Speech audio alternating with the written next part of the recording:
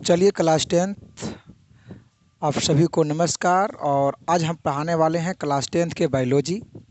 ठीक है, आप सभी को पता है कि हर संडे को बायोलॉजी क्लास चलता है क्लास 10th। तो चलिए हम लोग बायोलॉजी में लेसन नंबर 2 तक देखिए हम लोग पढ़ क्या रहे थे।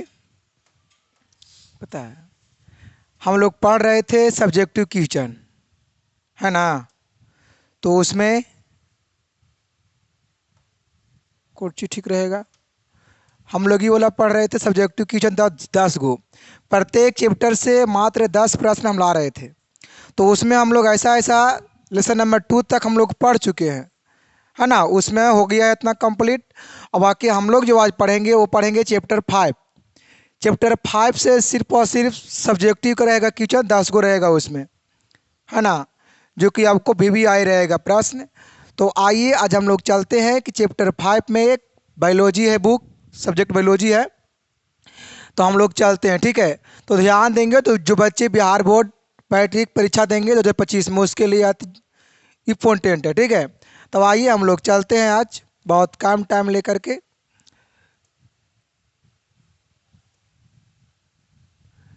ये देखिए प्रश्न पहला है, वहाँ तक ठीक है ना। आइए देखिए पहला प्रश्न क्या कह रहा है, कहता है पादप हार्मोन क्या है। देखिए प्रश्न बहुत ज़बरदस्त है ना। पादप हार्मोन क्या है, तो कहता है कि पादप मतलब पौधा होता है ना। वैसा हार्मोन की बात कर रहा है, ये पादप हार्मोन की बात कर रहा है। पादप मतलब पेड़ पौधे की बातें कर रहा है। कहता है कि पादप मतलब पौधे में, कहता है कुछ रासायनिक पदार्थ की वृद्धि होती है। सही बात है, पौधे में क्या होता है, कुछ रासायनिक पदार्थ की उसमें वृद्धि होता है ना। ये उनकी गतिविधियां को नियंत्रण एवं समन्वय करता है। किनकी गतिविधियां को, जो वृद्धि। हाँ देखिए जो पौधे में जो होता है केमिकल वृद्धि, उस पर क्या करता है, नियंत्रण, एक तरीका से सुरक्षा बचाव करता है, उसे देख रेख करता है ना। तो कहता है वही कुछ रासायनिक पादप हार्मोन कहलाता है। देखियो उसी को हम लोग क्या बोलते हैं, रसायन पादप हार्मोन किसको कहते हैं। तो जो रासायनिक वृद्धि जो होता है पौधों में और उसी को गतिविधियों को कुछ करता है, नियंत्रण करता है, उसी को हम लोग क्या कहेंगे, रासायनिक पादप हार्मोन या तो रसायन पादप हार्मोन हम लोग कहेंगे, ठीक है। अब आइए अगला प्रश्न में कहता है, इसमें कहता है कि मनुष्य में चीनी के पाचन में कौन सा हार्मोन सहायक है। मनुष्य चीनी के पाचन, जो हम लोग चीनी जो खाते हैं तो उसे पचाने का काम कौन हार्मोन करता है, उसकी यहाँ पे बातचीत कर रहा है। देखिए कहता है इसमें क्या है कि चीनी के पाचन में इंसुलिन सहायक है। सही बात है ना। चीनी को पचाता कौन है, इंसुलिन, सुधार लीजिएगा, इंसुलिन सहायक है कोची में, चीनी को पचाने में। और जिसकी कमी से कोची होता है, मधुमेह। ये वाला ऑब्जेक्टिव में आता है प्रश्न, कैसे आता है पता है। हाँ, इंसुलिन की कमी से कौन सी रोग होता है, तो क्या बोलना है, मधुमेह। कौन सा रोग होता है, मधुमेह रोग होता है ना। ये वाला आता है तो इसे बहुत जरूरी है ये वाला, कुछ कुछ को नोट में भी लिख सकते हैं। अब आइए, अब इसमें है प्रश्न, कहता है कि आयोडीन की कमी से कौन सी बीमारियां होती है। प्रश्न बहुत ज़बरदस्त है ना। आयोडीन की कमी से कौन सी बीमारी होता है और कैसे है। तो कहता है कि आयोडीन की कमी से घेघा रोग होता है। घेघा रोग समझ में आता है, ये घेघा क्या होगा, फूल जाएगा। तो किसी कमी से, आयोडीन की कमी से कौन रोग होता है, घेघा रोग। कौन रोग होता है, घेघा रोग होता है, घेघा यहाँ होगा।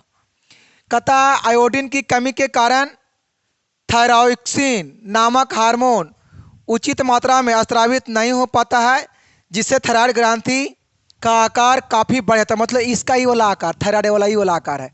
ये आकार कुछ ही होगा, पूरा इतना ऐसे फूल जाएगा। कब, हाँ जब जब क्या लिखा है, थायरॉक्सिन नामक हार्मोन का मतलब वो स्रावित नहीं होगा, तब कुछ ही होगा ये वाला थायराइड वाला ग्रंथि फूल जाएगा पूरा कस के। और उसके बाद इसमें कहता है जिसके फलस्वरूप गले में सूजन हो जाता है, मतलब पूरा आपको गाल कुछ होगा, पूरा फूल जाएगा, ऐसा लगेगा कि मोटापा लगा हो गया, लेकिन बीमारी है, घेघा बीमारी है वाला है। और कहता है कि शरीर के इस अवस्था को घेघा रोग के नाम से बोले ना, जब भी ऐसा होता है तो ऐसा स्थिति में इसको कौन बीमारी बोलेंगे? घेंघा रोग बोलेंगे। कौन रोग बोलेंगे? घेंघा रोग। इसलिए ऑब्जेक्टिव में आता है कि आयोडीन की कमी से कौन सा रोग होता है, तो कुछ ही मारना है ऑब्जेक्टिव में, घेंघा रोग, है ना। अब आइए प्रश्न ने इसमें कहता है अगला, देखिए यहाँ पे क्या कहता है, मस्तिष्क के महत्वपूर्ण कार्य क्या है, आखिर दिमाग का काम क्या है।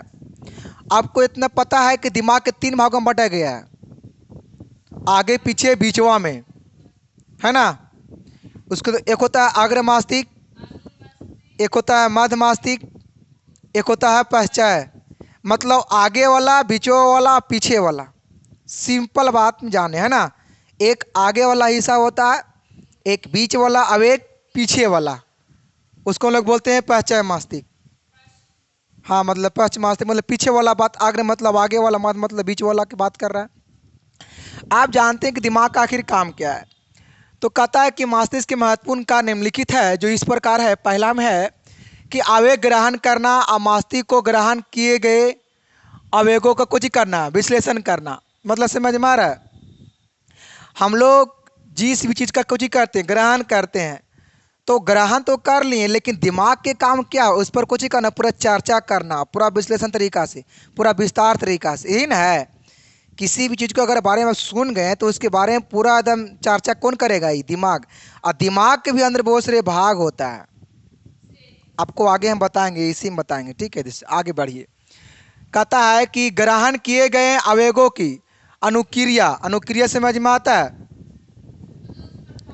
और उस पर कार्य करना, उस पर किस ढंग से कार्य करना है, किस रूप से कार्य करना है, किस तरीका से उसमें करना है, ये सब पता है। कार्य कौन करता है? एक होता है सेरिबलम, सेरिब्रम की सेरिबलम, सेरी, देखिए मस्तिष्क में एक भाग होता है सेरिब्रम,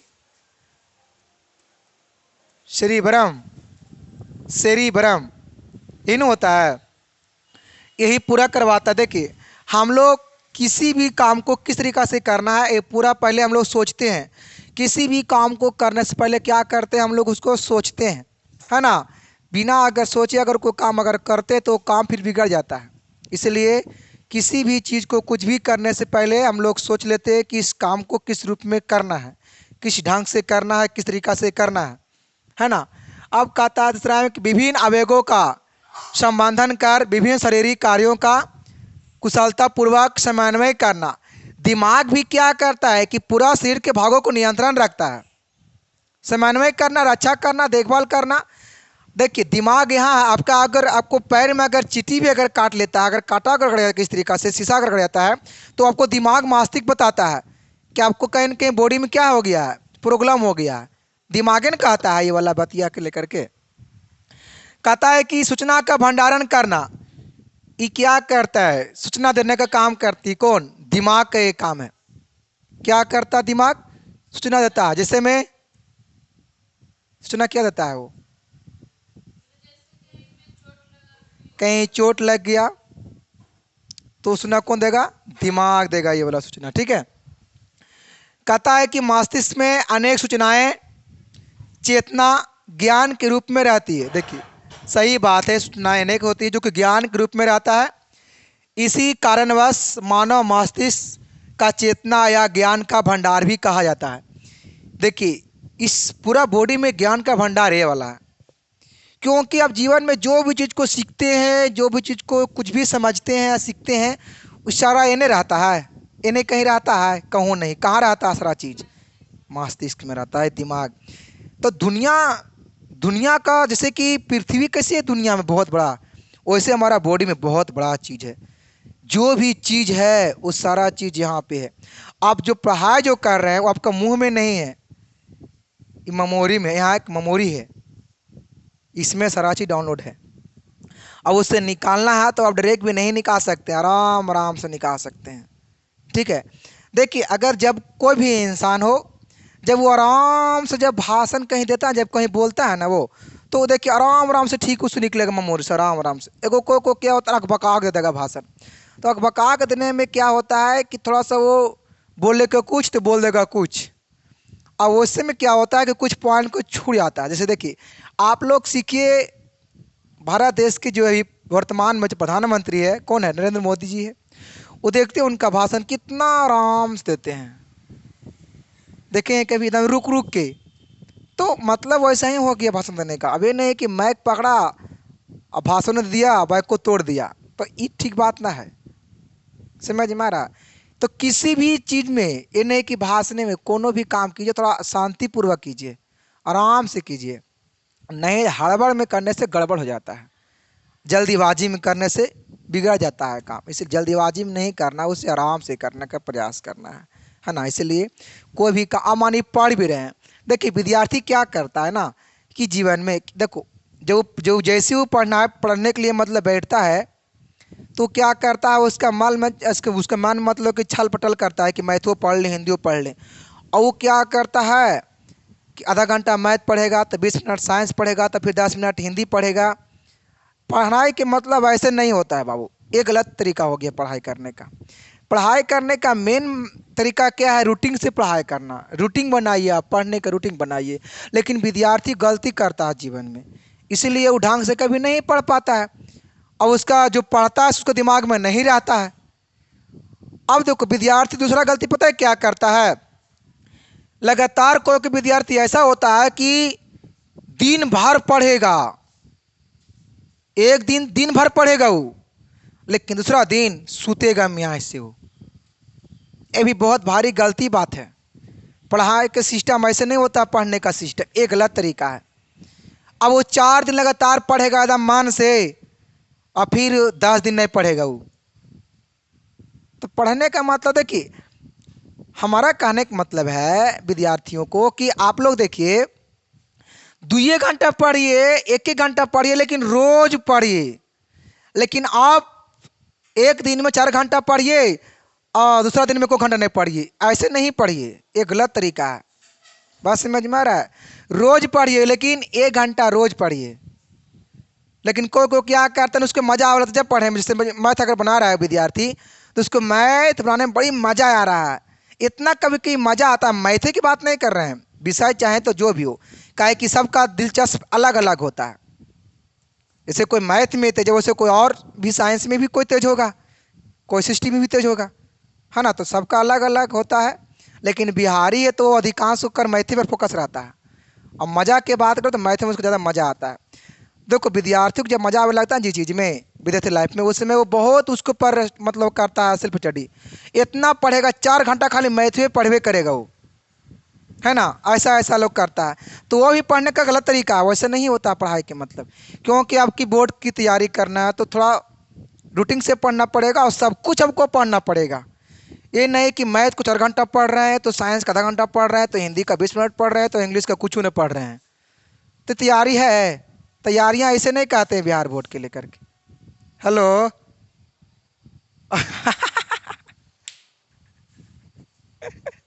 क्या हो रहा था? ओह अरे देख लिए गलती से।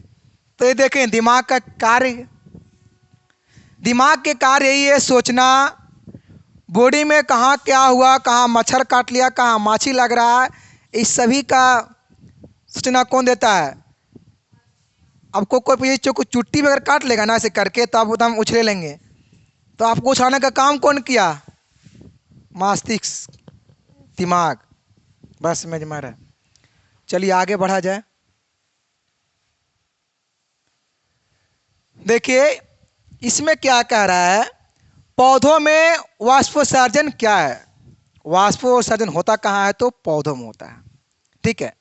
तो ये क्या होता है, अब इसके महत्व क्या है? किसका महत्व? वाष्पोत्सर्जन का, है ना। वाष्पोत्सर्जन का महत्व क्या है और ये किसे कहते हैं, क्या होता है, आइए जानते हैं। कहता है कि पौधे के वायवीय भागों से, वायवीय देखिए दो गो होता है, एक वायवीय और एक अवायवीय। वायवीय मतलब जहाँ पे ऑक्सीजन उपस्थित है, और अवायवीय जहाँ पे ऑक्सीजन उपस्थित नहीं है ना। तो ये कह रहा है कि पौधे के वायवीय भागों से जल का रंध्रों द्वारा निष्कासन, निष्कासन की प्रक्रिया क्या कहलाता है?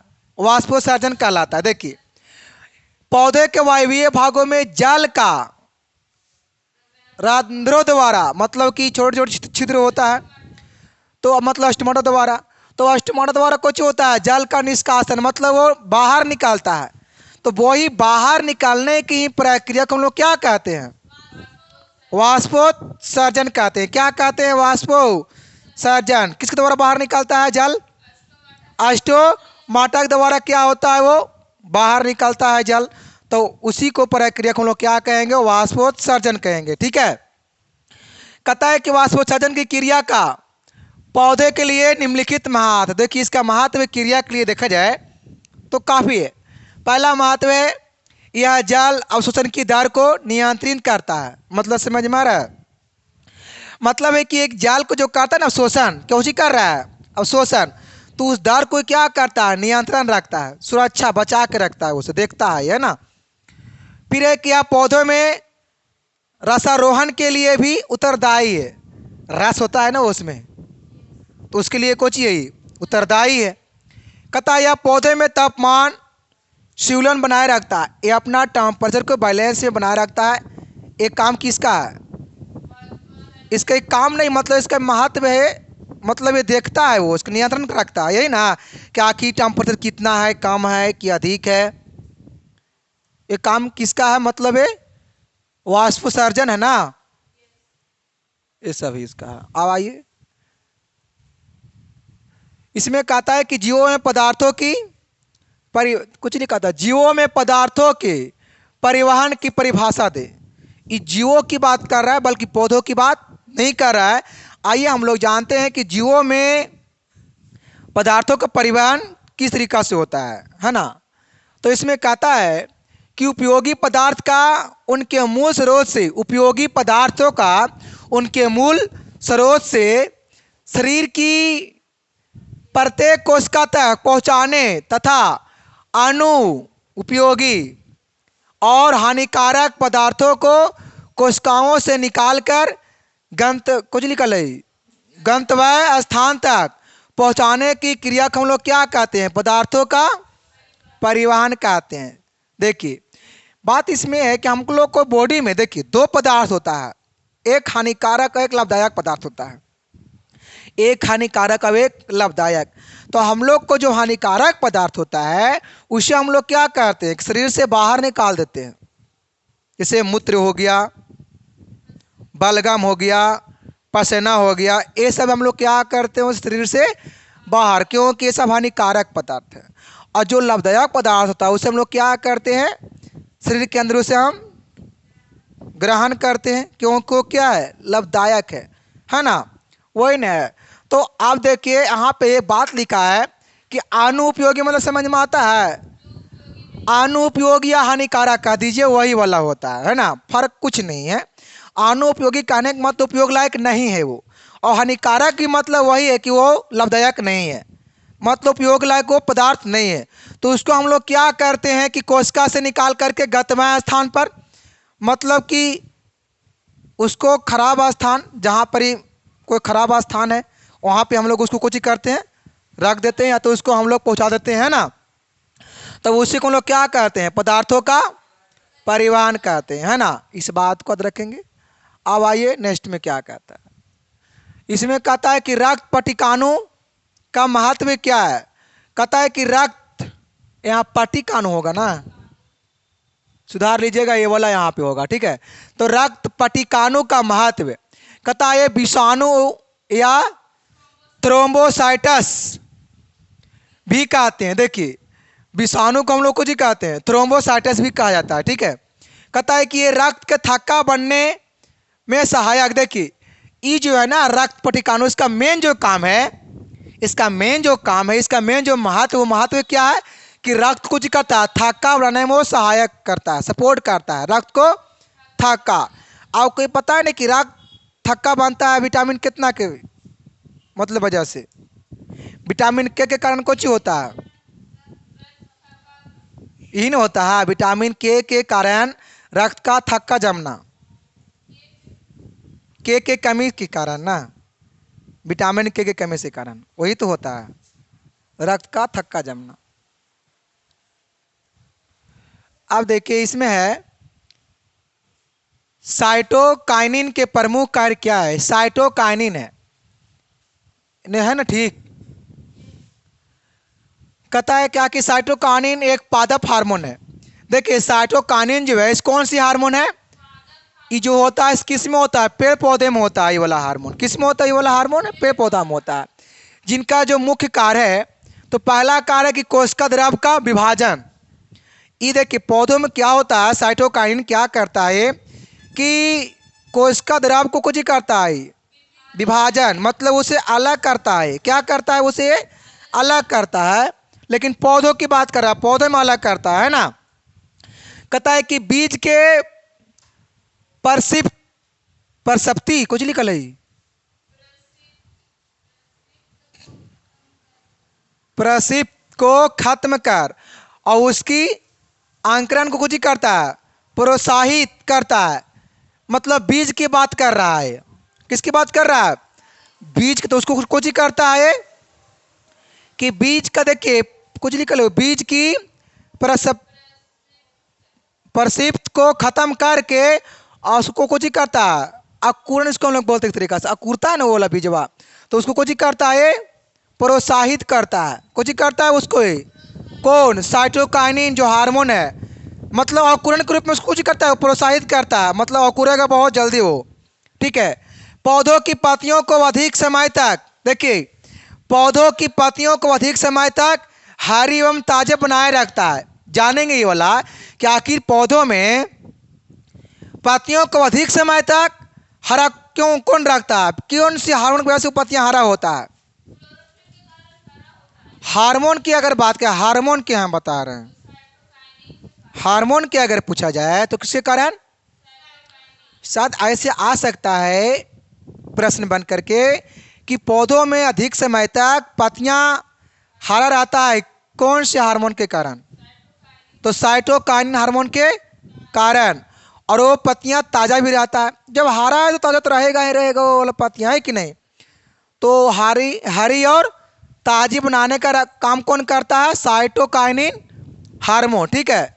और फिर क्या है कि पत्तियों में जीर्णता को रोकता है, पत्तियों में कुछ रोकता है, जीर्णता को जी करता है, पत्तियों में वो रोकता है। इसका कार्य कितना है, 5-4, इसका कार्य 4 है।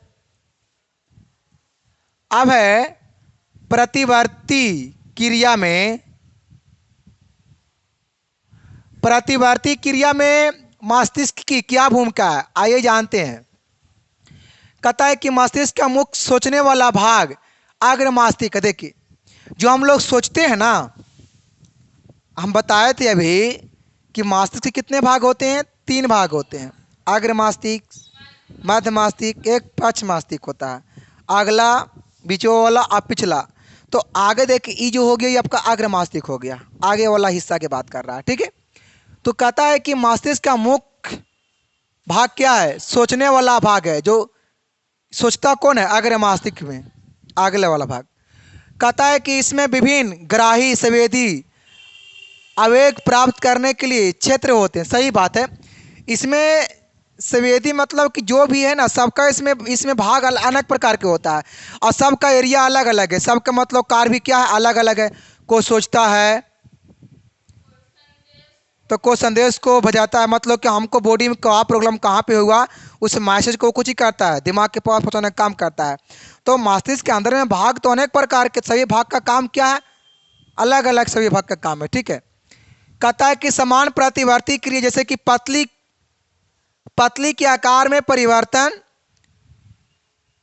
तथा कोई सोची क्रिया, जैसे कि कुछ लिखल है, खिसकाना के मध्य, खिसकाना लिखल है,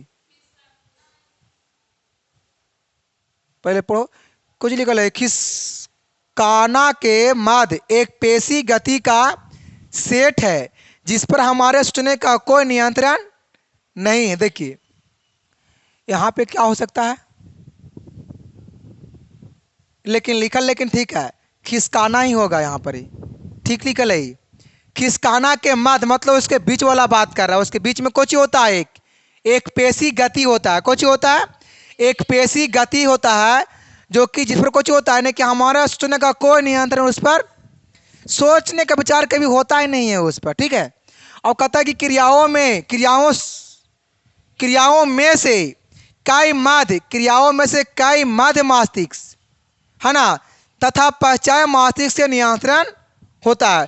और उसको क्रियाओं में जो क्रिया जो चलता है दिमाग में, तो उस क्रियाओं में से मध्य मस्तिष्क और पश्च मस्तिष्क कुछ होता है, नियंत्रण होता है ना, नियंत्रण होता है कि नहीं होता है।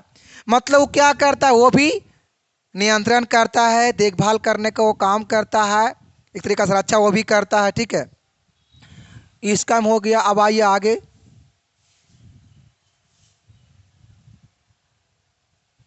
इसमें जंग लग गया का? हाँ, चलिए, हाँ अब आइए, ये देखिए आपके अंत हो रहा है वाला प्रश्न। ठीक है, 10 में है कि हम एक अगरबत्ती की गंध का पता कैसे लगाते हैं? नाक से लगाते हैं, है ना। गंध को नाक से, आवाज को कान से, सांस को मुंह से। स्वाद को मुंह से नहीं, स्वाद को जीभ से। मुंह से कैसे? मुंह से खाली कुछ भी बोल देना है कुछ भी बोल के दांत खिलाने खा खिसोड़ देना है। हम वही देखे, बड़े प्रेम से हम देखे थे अभी, इसलिए तो बोले हैं। एकदम खिलौना होता है, बुढ़वा वाला खिलवा, बुढ़ा हल्का खिलवा देखे होंगे, एकदम मोशन दिखाई दिया था अभी, थोड़ा सा देखे किए थे, देखो फिर थोड़ा सा दिखाई दिया था चलिए, तब आइए जानते हैं कि अगरबत्ती के गंध हम लोग पता कैसे लगाते हैं। ठीक है, तो कहता है कि अगरबत्ती या किसी गंध का पता हम अग्र मस्तिष्क से करते हैं। लीजिए, हम बोले नाक से, नक क्यों नहीं आया, क्या आ गया? अग्र मस्तिष्क से। कहता है गंध का पता करने के लिए संवेदी केंद्र होता है। सही बात है, गंध को पता करने के लिए क्या होता है? संवेदी केंद्र होता है, जिससे गंध की सूचना प्राप्त होती है ना। देखिए बोले ना, सूचना कुछ के भी हो ना हमारा बॉडी में, सारा अग्र मस्तिष्क के पास आता है, तभी हम लोग का पता भी चलता है। सही बात है कि नहीं? इसलिए लिखा है कि गंध की सूचना प्राप्त होती है और नासिका में उपस्थित घ्राण ग्राही के कारण।